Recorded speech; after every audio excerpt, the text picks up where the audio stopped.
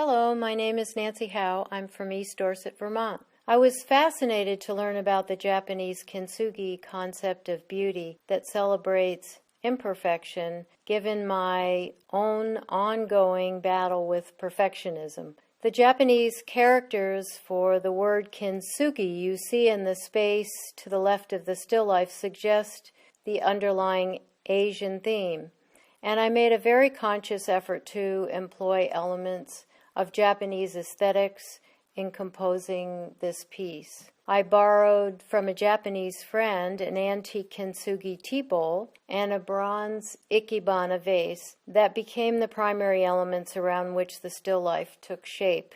The winterberry branches I arranged with traditional Japanese ikebana in mind. Ikebana arrangements make use of negative space, asymmetry, and attention to harmony among all of the elements. I intended to use as my bird model a cedar waxwing saved in my freezer. Sadly, from a bad encounter with our dining room window. But after some time with it in my hands, though, I realized what I actually had was a bohemian waxwing. It was a really fortunate mistake, though, because the colors of the bohemian perfectly matched my chosen color scheme. This bird also was not as brightly colored, so would not draw attention away from the tea bowl, which was to be the focus of the painting. As you might imagine, painting what was to look like a live bird from a dead specimen was a creative exercise all its own. I used some photos I'd taken of cedar waxwings in our mulberry tree as a general guide to achieve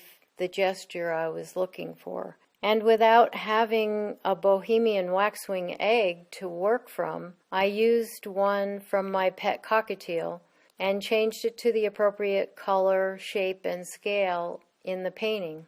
The still life was set up on a slab table my father made when I was a child from a fallen American chestnut tree on our property. I love how the chinks in the wood add texture and compositional movement, and it represents really well this idea of appreciating beauty in what is time-worn and imperfect.